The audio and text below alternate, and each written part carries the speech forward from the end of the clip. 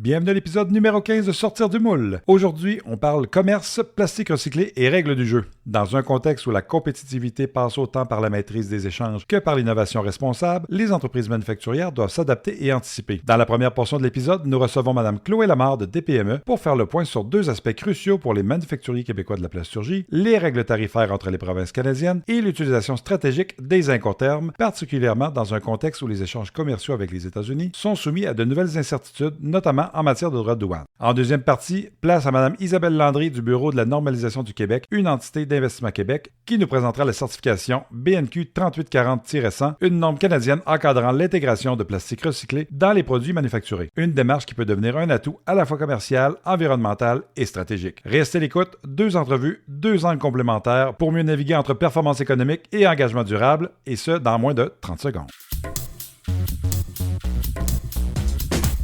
Sortir du moule est une production d'Alliance Polymère Québec, un créneau d'excellence de la démarche Accord du ministère de l'Économie, de l'Innovation et de l'Énergie du Québec. Plongez avec nous dans le monde fascinant de l'industrie québécoise des plastiques et des matériaux composites. Restez connectés sur l'avenir de l'industrie. L'aventure commence maintenant avec votre animateur, Simon Chrétien. Nous avons le plaisir d'accueillir aujourd'hui Mme Chloé Lamarre, conseillère en commerce international chez Développement PME. Dans un contexte économique et géopolitique en constante évolution, comprendre les règles tarifaires entre les provinces et maîtriser l'usage stratégique des incoterms devient essentiel pour les manufacturiers québécois, en particulier ceux de la plasturgie. Au fil de notre conversation, Mme Lamarre nous aidera à mieux cerner les obstacles et opportunités liés aux échanges commerciaux au Canada, à identifier les bonnes pratiques pour sécuriser ces transactions à l'international et à comprendre comment les incoterms peuvent faire une réelle différence dans un contexte où des tarifs douaniers, comme ceux récemment envisagés ou imposés par les États-Unis, pourraient affecter les exportations québécoises. Comme tous les épisodes du balado, cette entrevue a été préenregistrée. Il est donc possible que certaines informations, notamment d'ordre législatif ou réglementaire, aient évolué depuis l'enregistrement. Nous vous invitons à vérifier les sources officielles ou à consulter des experts pour vous assurer que les renseignements sont toujours à jour au moment de l'écoute. Sur ce, bonjour Chloé, merci beaucoup de venir partager tes connaissances avec nous à Sortir du moule. Merci de m'avoir invité. Écoute, on entend parler depuis plusieurs mois des menaces tarifaires aux États-Unis qui sont proposées par Trump. Au moment où les gens vont écouter le balado, est-ce qu'il y aura des mesures, est-ce qu'il n'y en a pas, est-ce qu'elles seront partielles ou autres? On ne sait pas, puis ça peut changer dans le temps, mais qu'en est-il vraiment des possibilités d'imposition de tarifs douaniers par les États-Unis? Est-ce que ce que Trump dit peut se transmettre d'une façon directe sur le terrain ou il y a des nuances qu'il faut apporter à ça? Bon, en fait, il se passe plusieurs choses depuis le 20 janvier, depuis sa mise en investiture. Je pense que c'est ça le bon mot. On s'y attendait. Trump avait fait des menaces. Il avait parlé des tarifs bien avant d'être élu. Donc, on s'attendait à des nouvelles. Je pense pas qu'on s'attendait à autant de va-et-vient et autant d'informations confuses.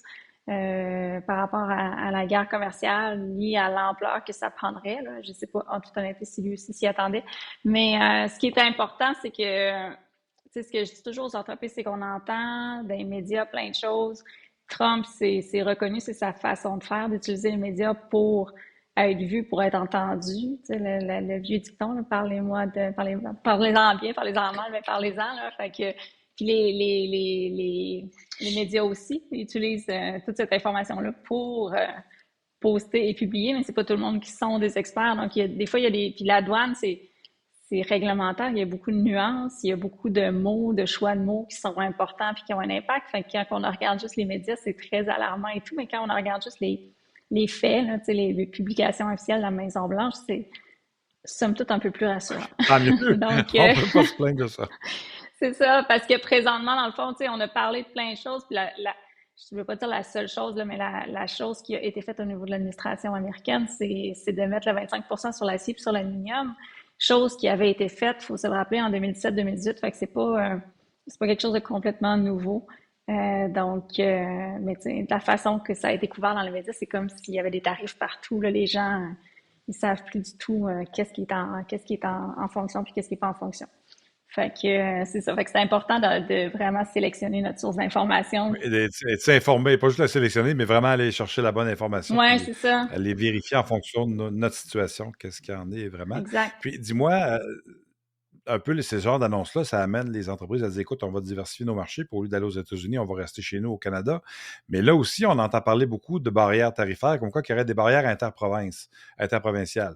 Euh, c'est quoi exactement ces règles tarifaires interprovinciales, puis en quoi ça diffère des règles du commerce international? Ben, en fait, c'est pas des barrières tarifaires interprovinciales, là. Puis encore là, c'est un bon exemple de l'importance des mots parce que c'est pas des frais, on parle plus de même pas de barrières commerciales, c'est des barrières réglementaires. Tu sais, les plus gros freins je dis l'exportation parce que pour nous au Québec, on parle d'exportation de consorts du Québec, mais pour le commerce interprovincial, c'est que la réglementation de notre produit soit différente au Québec et en Ontario. On peut penser à, mettons, une entreprise de plastique qui vend des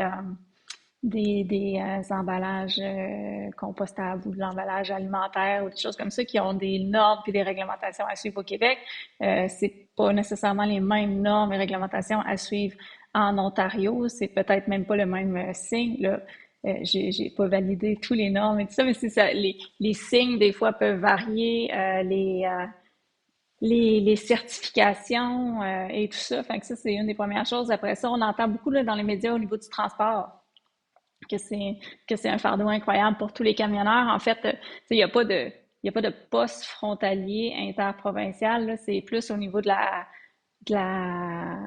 qui peuvent se faire contrôler, puis il y a des différences de réglementation au niveau du poids pour les camions, au niveau de l'équipement du camion.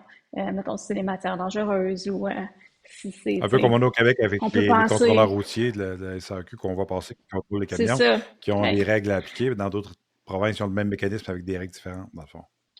c'est ça. Fait que dans le fond, tu sais, le camionneur, il faut qu'il s'assure que s'il s'en va shipper en Colombie-Britannique, ben il va répondre aux normes de toutes les provinces. Mais c'est un peu la même chose si tu vas aux États-Unis aussi. C'est pas, c'est ça. C'est juste que les gens se plaignent que ça soit pas uniformisé au Canada.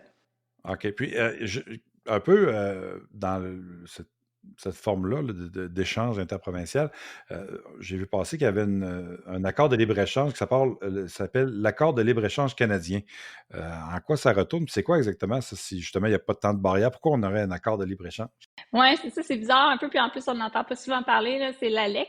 Dans le fond, l'ALEC, il vient un peu assouplir puis uniformiser certains processus, certaines façons de faire.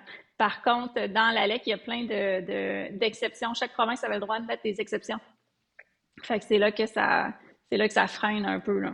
OK. C'est là que ça accroche un petit peu, mais normalement, la LEC est venue uniformiser les façons de faire. Puis c'est beaucoup aussi au niveau de, mettons, l'échange de main-d'œuvre, la reconnaissance de qualifications si tu traverses la province par rapport à ton éducation, tes diplômes, ton expérience. Il y avait ça qui était ciblé aussi. Il y avait aussi un des grands enjeux, c'était de obliger les appels d'offres gouvernementaux, provinciaux, à étendre leur appel d'offres à toutes les autres provinces, pas juste, admettons, en Ontario ou au Québec. Fait que ça, c'était un des enjeux. Fait que c'est plus dans ces sens-là que la LEC OK, donc existe. sinon, on ne peut pas voir C'est comme un un cadre cadre. c'est ça, pour essayer de faciliter, mais en même temps, il n'y a pas tant de freins, donc c'est pas majeur. Puis, C'est ça, c'est pour donner accès, dans le fond. à ouvrir certains marchés pour faciliter tout ça. Puis si on Mhm. avait, si vous aviez des conseils à donner aux manufacturiers de la plasturgie québécoise qui voudraient justement développer leur marché ou élargir leur présence dans les autres provinces canadiennes, quelle serait la meilleure approche pour éviter d'avoir des enjeux justement de transport, de normes, ainsi de suite? Comment ils devraient aborder leur mise en marché? Ben, tout d'abord, c'est une excellente idée, là, parce que des fois, les gens, ils paniquent avec les États-Unis. Puis la première question, c'est est-ce que tu as maximisé ta présence locale? Locale étant québécoise, étant canadienne. Donc, le premier conseil, c'est de s'informer avec des professionnels de commerce international ou on dit international, là, comme je disais tantôt, là, des Ouais, fois. c'est un peu les règles du commerce Hors Québec, c'est québécois ou international. C'est ça, exact. Ou, tu sais, des fois, votre courtier, pas votre courtier en douane, mais votre transporteur, il peut, tu sais, eux, ils ont les connaissances là, sur les requirements, les requis, les exactement, les exigences, exigences, c'est pardon, ça. les exigences interprovinciales. Donc, tu sais, aller essayer de chercher l'information dans notre entourage, avec les gens qu'on travaille déjà, sinon d'aller cogner aux portes puis d'aller valider, mais c'est pas, ça sera pas des obligations qui vont être Rien n'est complètement surmontable. ailleurs de ce qu'on fait déjà, là, c'est ça, ouais. C'est pas comme aller chercher une certification CE pour vendre en Europe qui est plus complexe puis qu'on n'a pas ici l'équivalent. OK, c'est bien. Puis, ce qui peut quand même être facile. Pour ceux qui disent on va aller aux États-Unis encore quand même, on a une demande, on veut continuer à développer nos marchés là-bas ou à tout le moins rester sur le marché là-bas, on entend parler beaucoup des incoterms, qui sont justement un peu comme les conditions de transport ou de livraison là, en fonction de certains paramètres. Euh, c'est quoi ça, ces incoterms-là? Puis comment ça affecte le commerce avec les États-Unis puis les risques tarifaires? C'est ça, les incoterms, c'est comme, écoute, nous, ça fait longtemps qu'on dit aux gens, connaissez vos incoterms, connaissez, mais à cause qu'avec l'accord de libre-échange, l'ALENA avec les États-Unis, il y avait pratiquement aucun droit de douane sur aucune marchandise qui traversait. Donc, l'incoterm, peu importe s'il était là, il était pas là, ou je vais vous l'expliquer après c'est quoi, mais ça avait peu d'impact. Maintenant, on parle de 25% de droits de douane, qui est énorme, Oui. qui est vraiment très considérable pour toutes les entreprises. Puis que là, quand les gens se font demander c'est quoi votre incoterm, c'est qui est supposé le payer, le droit de douane. C'est là que les gens se demandent, OK, c'est quoi l'incoterm? C'est pour ça qu'on entend plus parler présentement puis qu'il y a une urgence de maîtriser. Les incoterms, en fait, c'est un 3 lettres mondial. On entend beaucoup parler de FOB, là. Souvent, c'est le plus connu. Dans le fond, c'est des termes qui sont reconnus par l'Office mondial du commerce, puis qui sont utilisés dans tous les pays ou presque. Puis ça régit, en fait, ça dit sur ton contrat de vente qui peut être ta facture commerciale, ta facture, ça dit c'est où la responsabilité de un commence puis où la responsabilité de l'autre finit. Fait qu'en termes d'assurance puis en termes de coût aussi. Donc, ça peut être que le vendeur va se rendre jusque chez le client avec le transport, avec les frais de douane, avec les taxes payées. Ça peut être qu'on se rencontre à mi-chemin. Ça peut être que je me rends chez vous, mais je paye pas les douanes. Fait qu'il y en a une dizaine total. La dernière, des fois, ils sont revisés. La dernière version, c'est 2020. C'est quand même assez facile de trouver l'information en ligne, là. Puis souvent, ça vient comme avec un petit graphique en escalier qui est vraiment clair de, OK, là, ça, si je vois que cet incoterm-là, là, je suis responsable de ça, puis l'autre est responsable de telle partie. Donc, Fait que ça veut clarifier le partage des c'est responsabilités là, entre le client et le c'est fournisseur. ça, exact. Et dans, Fait que, tu sais, c'est comme, est-ce que c'est moi, tu sais, ça va jusqu'à dire, est-ce que c'est moi qui charge le camion ou c'est toi qui charge le camion? Tu sais, c'est qui est en charge de tout ça?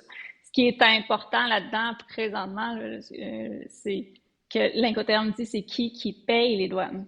Fait que, ça, le fameux 25%, fait que là, c'est applicable. c'est Qui va ça, le payer? exact, là. C'est présentement sur l'acier puis l'aluminium, ils sont en vigueur, les 25%. Puis là, les gens, des fois, ils ne savent pas parce que des fois, ils n'ont aucun incoterm sur leur facture non plus. Parce que les gens vendaient un prix souvent tout inclus.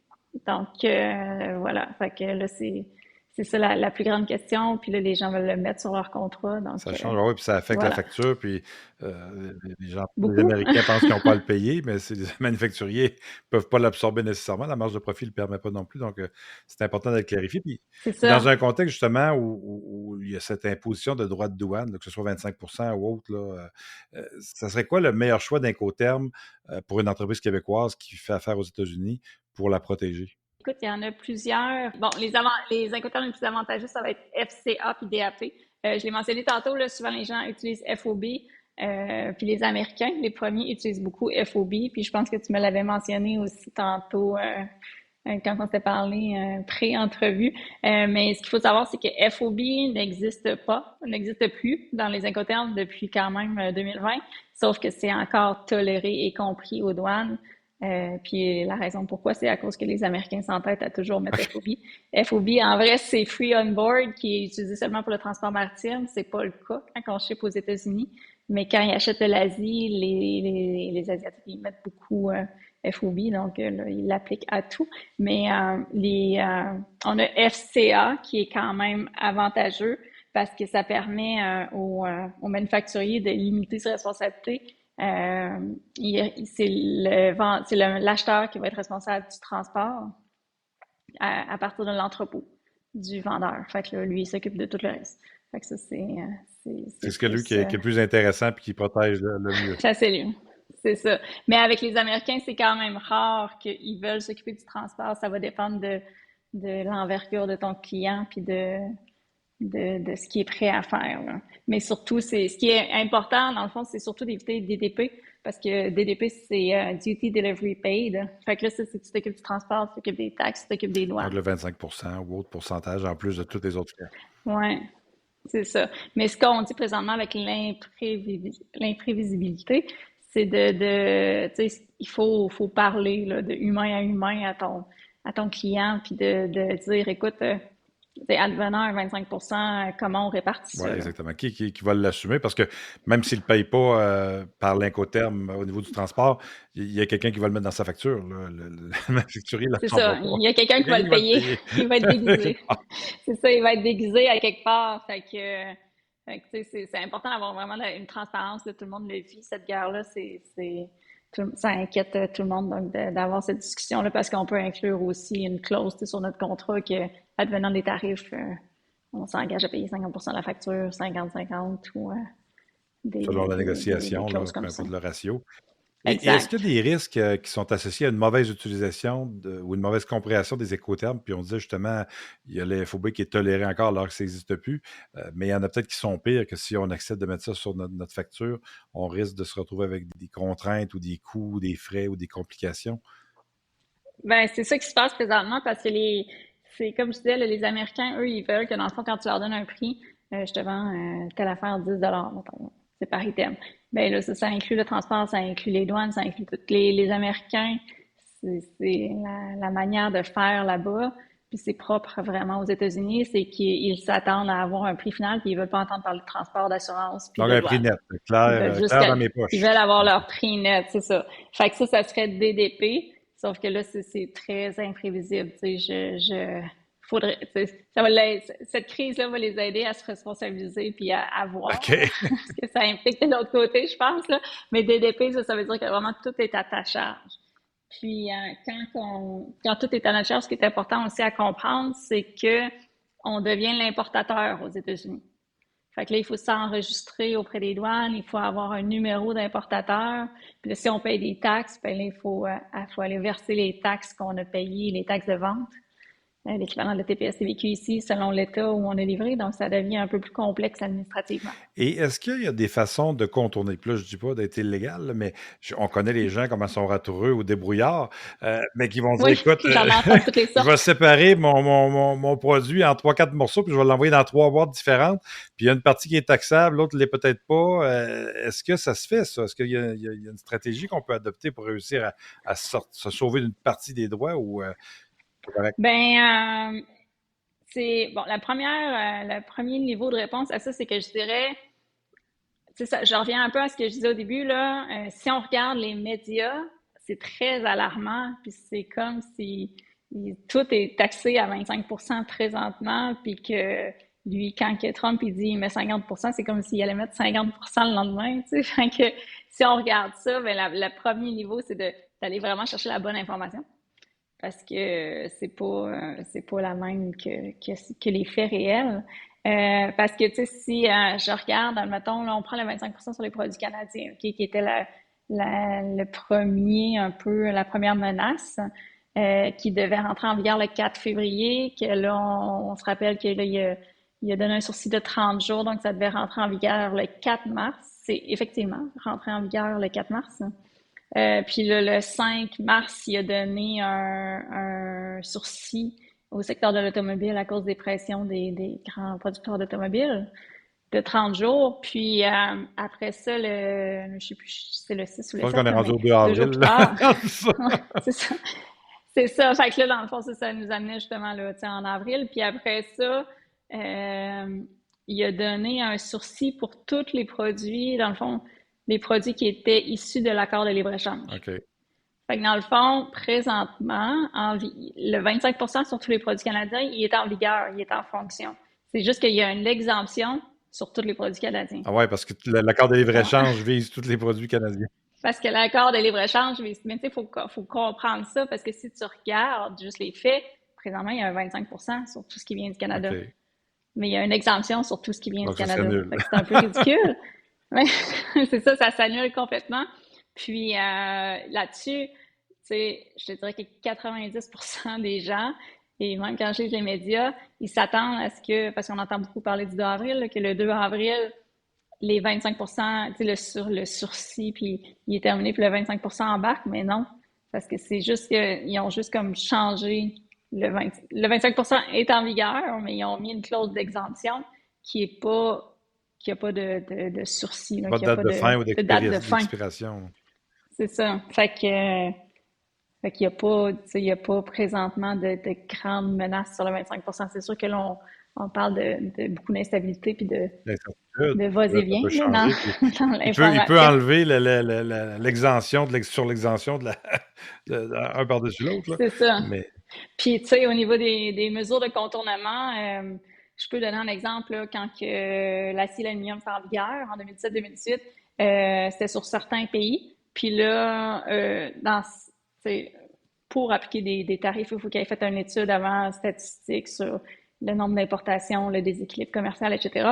Donc, ils se sont mis à surveiller un peu des irrégularités au niveau de l'importation aux États-Unis. Puis, ils se sont rendus compte qu'il y avait anormalement beaucoup de produits d'acier qui venaient de la Malaisie parce que les gens y avaient déplacé leur... fait que là, ils ont mis la surtaxe sur la Malaisie. Fait que OK. c'est ça. Fait que si... tu sais, ils le voient, c'est des statistiques, dans le fond, là, les douanes. Tu sais, pourquoi on déclare, c'est vraiment juste à des fins statistiques. Fait que s'ils voient qu'il y a une irrégularité envers tu sais, ce qui est normalement importé, puis ce qui est importé là, admettons que tu sais, c'est plus des pièces détachées que des pièces, Assemblée des ou... produits finis exactement. Ben là, tu sais, ils vont déclarer ça comme une méthode de contournement. Puis c'est écrit noir sur blanc qu'il faut pas faire de méthode de contournement. Puis s'ils le font, ben là, tu deviens un peu sur la blacklist qui existe vraiment. OK, donc tu pourrais ne Fait que là, plus t'es pouvoir contrôlé. exporter aux Ben, États-Unis, c'est que dans rentrer... le fond, c'est que tu es contrôlé quasiment à chaque fois où tu as vraiment plus de risques. Puis il y a une facture. Après ça, ils regardent, je sais plus combien d'années en arrière, là, mais tout ce que tu as passé comme marchandise, puis ils cherchent les erreurs. Puis c'est rétroactif, les frais de douane. Puis après ça, tu as une en sanction plus. Donc, ça peut coûter assez cher. aussi à payer. Ça coûte une fortune. Quand tu te fais arrêter, ça coûte vraiment une fortune. Fait que, Donc, vaut mieux utiliser l'exemption c'est- sur l'exemption, puis pas contourner, faire les choses dans les règles, puis ben, ça risque d'être plus simple. tu sais, des fois, il y a des petites choses que tu peux faire, mais tu sais, comme l'autre fois, j'avais une entreprise qui avait aussi une filiale aux États-Unis. Fait que là, ils pouvaient faire comme du transfert de marchandises, puis réduire un peu la marge.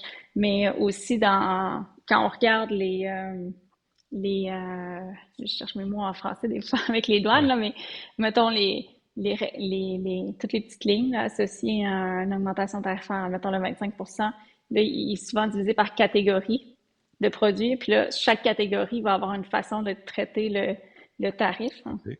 Donc, tu sais, comme là, je reprends l'acier puis l'aluminium parce que c'est en fonction, mais ça, c'est à titre d'exemple, là. Tu sais, il y a une catégorie de produits dérivés que si l'acier vient des États-Unis, t'as pas de tarif. Qu'il y a une autre catégorie que si c'est juste, tu payes juste sur la valeur en kilo de ton acier. Fait que si tu as une cargaison un cargo de 100 000 mais que ta valeur en acier, c'est juste 10 000, ben là, tu vas être à 25% juste OK, sur ça. donc il y a des nuances. Fait que c'est pour ça que je dis que, tu sais, oui, c'est vraiment une situation qui est très conflictuelle, qui est très stressante, mais quand on s'attarde aux détails, c'est moins pire que ce que ça a l'air d'habitude. Donc, de là, l'importance de vraiment bien s'informer puis de suivre l'évolution, parce que ça change souvent, donc Ouais, de se garder informé, c'est difficile de le faire, en puis toute de faire affaire honnêteté. avec des spécialistes là, qui font ça au quotidien. Ouais, puis de s'habituer de regarder l'information aussi, là, pour pas, faire le saut, puis Oui, puis bien de planifié, poursuivre vraiment, exactement, là. bien structuré. C'est ça. Mais je pense que tout ça, la morale de tout ça, c'est qu'il faut vraiment réduire notre dépendance aussi au marché américain. Absolument. Donc, Faut se diversifier. se diversifier. Bien, merci Exact. beaucoup, Chloé. C'était très intéressant. Puis j'espère qu'on aura l'occasion de se reparler pour des choses plus joyeuses que des mesures tarifaires. Mais merci beaucoup, Simon. C'était Mme Chloé Lamar, conseillère en commerce international chez Développement PME. Dans cette seconde portion de l'épisode, on s'intéresse à un outil concret qui peut faire toute la différence pour les entreprises qui intègrent des plastiques recyclés dans leurs produits. La certification CAN BNQ 3840-100 produits à contenu de plastique recyclé. Pour nous en parler, nous recevons Mme Isabelle Landry, directrice principale au Bureau de la normalisation du Québec, une entité d'Investissement Québec. Ensemble, nous allons découvrir en quoi consiste cette norme canadienne, quels sont ses critères, comment l'obtenir et surtout, pourquoi elle peut représenter un levier stratégique pour les entreprises du secteur des plastiques.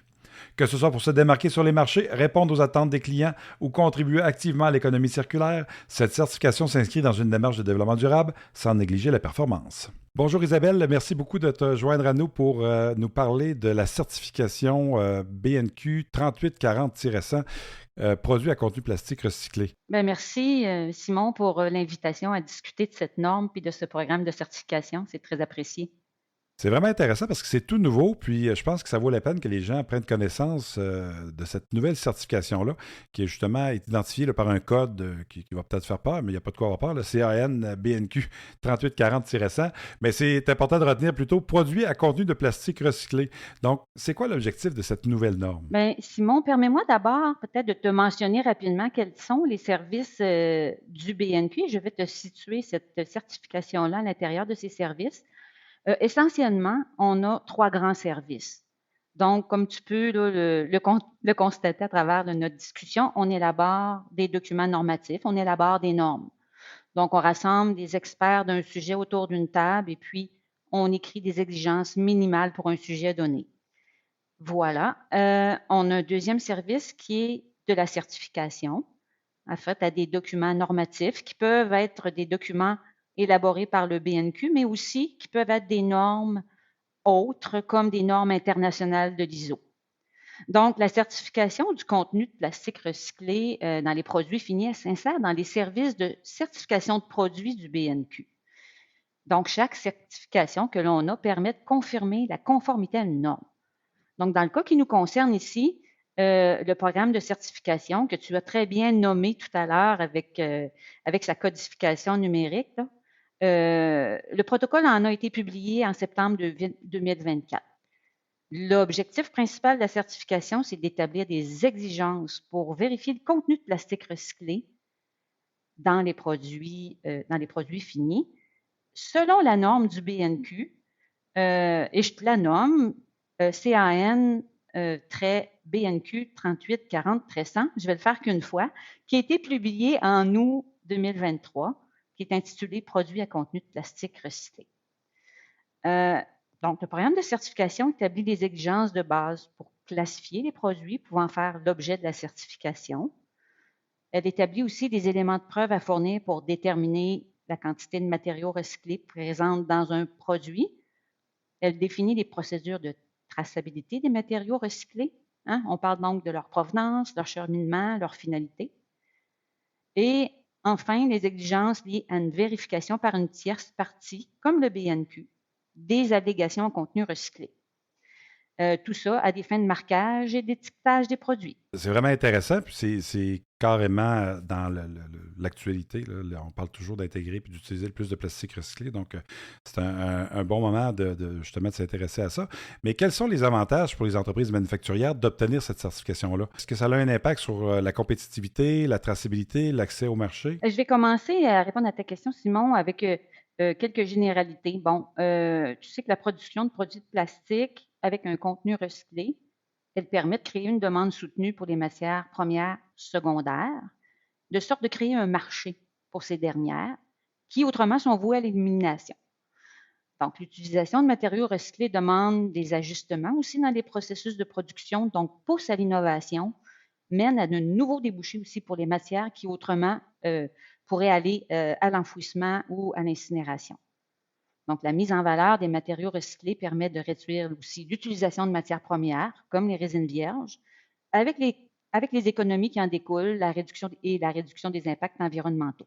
Fait que si je reviens plus précisément à ta question, pour une entreprise manufacturière, quels sont les avantages de la certification? Bien, elle permet de démontrer la participation à une économie circulaire, d'attester du contenu de matériaux recyclés, mais selon une méthode normalisée, pour produire une déclaration fiable, vérifiée et traçable. Ça permet aux entreprises aussi d'être plus compétitives, vu la démonstration de participation à l'économie circulaire, vu les innovations apportées au processus, mais surtout en se démarquant sur les marchés nationaux et internationaux.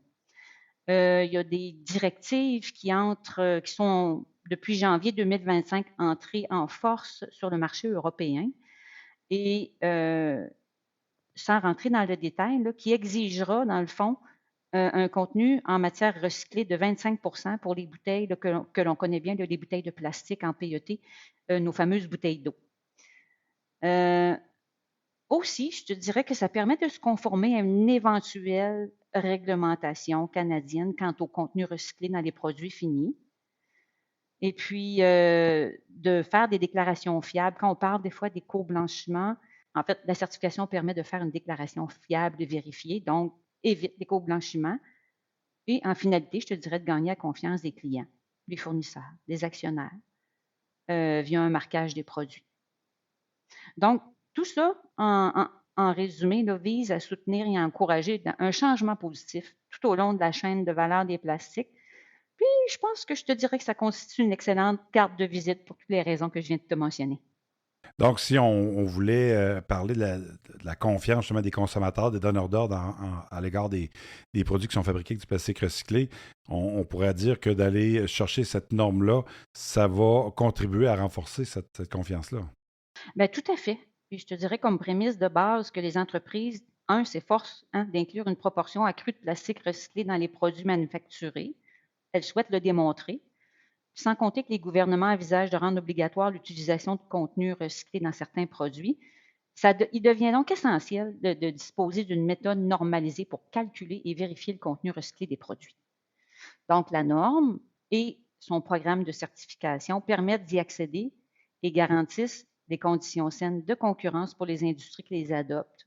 Puis ça donne aux consommateurs de la consommation une confiance dans les allégations de contenu recyclé des produits. Et quel type de produits peuvent être certifiés selon cette norme-là? Est-ce qu'il y a des secteurs d'activité qui en bénéficieraient plus que d'autres? Excellente question. En fait, la certification s'adresse surtout à des entreprises dont les produits finis contiennent des plastiques recyclés. Bien sûr, on est dans le sujet, mais dans une proportion minimale de 5 ça peut être des entreprises qui utilisent des procédés comme des procédés mécaniques, déchiquetage, broyage et d'autres procédés, le moulage par injection, soufflage, extrusion, thermoformage, pastillage, etc., purification, dépolymérisation.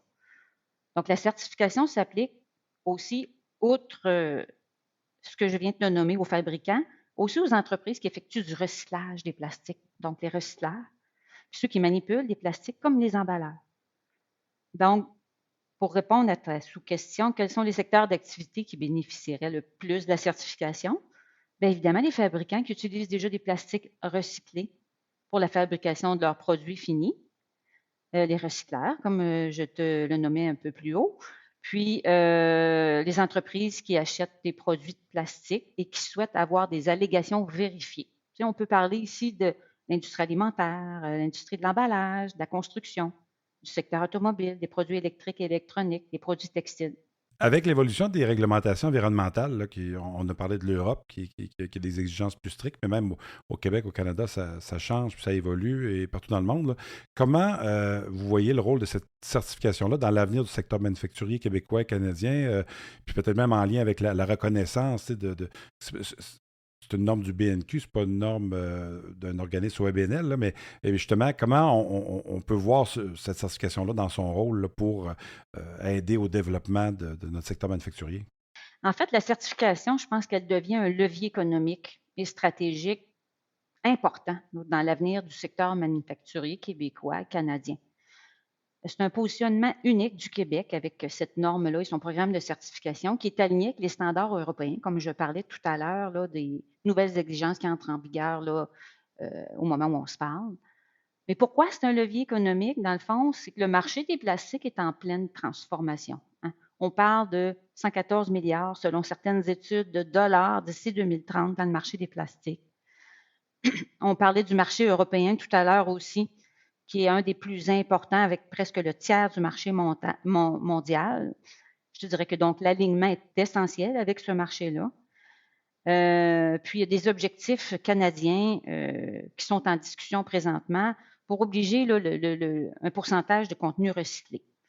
Fait que les travaux du BNQ, en fait, favorisent le positionnement stratégique des entreprises et tout ça facilite l'accès des entreprises québécoises du secteur plastique au marché mondial. Bon, particulièrement le marché européen, on vient de le dire.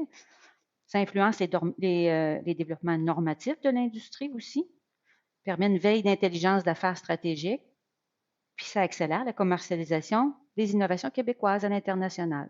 Et quels sont les critères que doivent respecter les entreprises pour justement obtenir cette certification-là? Puis comment le BNQ peut s'assurer que cette conformité-là est maintenue dans le temps?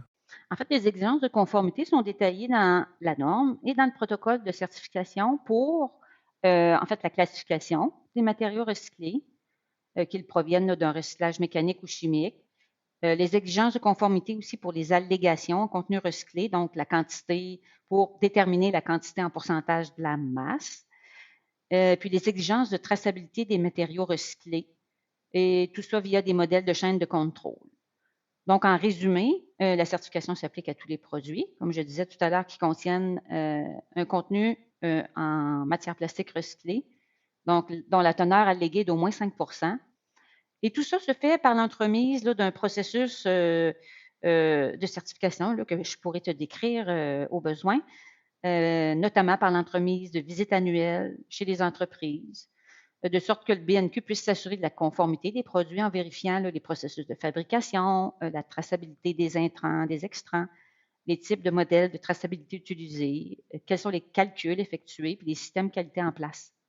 Et justement, si quelqu'un décide de se lancer, dirait, moi, je veux faire certifier ma production, aider à ma commercialisation, à faire montrer patte blanche, on peut dire, là. Quel est le processus pour cette entreprise-là qui voudrait entamer une démarche auprès du BNQ? En fait, je te dirais, là, Simon, que le processus de certification est relativement clair. Puis, il est très, très bien décrit dans un document que l'on a, qui peut être accessible sur notre site Web, qui s'appelle en fait un fascicule de documentation. Je peux te donner le numéro, là, le BNQ 9902-001. Puis, dans ce document-là, il y a toutes les informations nécessaires et tous les documents requis pour présenter une demande de certification. Tout ça peut être téléchargé, comme je vous disais, à partir du www.bnq.qc.ca. Essentiellement, là, les grands jalons d'un processus de certification, tout débute par la demande de certification. Donc, l'entreprise doit donner certaines informations et exprimer son besoin. Et si l'entreprise décide d'aller de l'avant avec le processus, bien évidemment, on s'entend via là, une entente contractuelle et on commence les travaux par un examen des documents qui sont fournis par l'entreprise. À la suite de ça, il y a une visite qu'on appelle une visite de contrôle initiale qui est faite chez l'entreprise en vue de la certification. Et suivant cette visite-là, s'il y a des correctifs à apporter, bien, l'entreprise le fait. Il y a une décision de certification qui est prise et l'émission du certificat qui est faite, qui est valide pour une période de 2 ans. À la suite de ça, bien, il y a des visites de contrôle périodiques. Et au bout du fameux 2 ans, un renouvellement de la certification. Fait que, essentiellement, ce sont les principales étapes là, du processus, mais elles sont très bien détaillées là, dans le document que je vous ai identifié sur notre site Web. En terminant, quel conseil vous donneriez aux entreprises qui veulent se préparer à cette certification-là et qui souhaiteraient vous contacter? Est-ce qu'il y a des petits secrets ou des petits trucs là, pour les aider à bien passer au travers, que ce ne soit pas trop ardu? Quoique ça semble bien préparé et bien structuré, mais est-ce qu'il y a des petits conseils de dernière minute que vous pourriez leur donner? Bien, tout à fait, c'est ça. Bien lire là, les exigences de la certification. Je vous dirais bien connaître les exigences des normes et du protocole de certification aussi, car tout y est indiqué. Je vous dirais peut-être avant de procéder à une vérification, mettons, tierce partie par le BNQ, bien, de se vérifier à l'interne si vous-même, si vous êtes capable de voir si vous respectez les exigences. Vous pouvez vous faire un petit audit interne pour vous assurer que les exigences sont bien implantées et respectées, que vous êtes capable de faire vos démonstrations de façon adéquate aussi, que l'information est traçable. Fait que ce serait de bonne façon là, de se préparer et puis de poser les questions aussi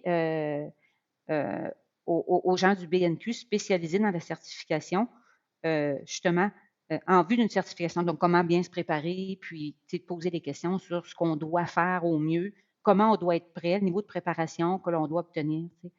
Fait que posez des questions, faites un audit interne, allez lire ce qu'il y a sur le site web.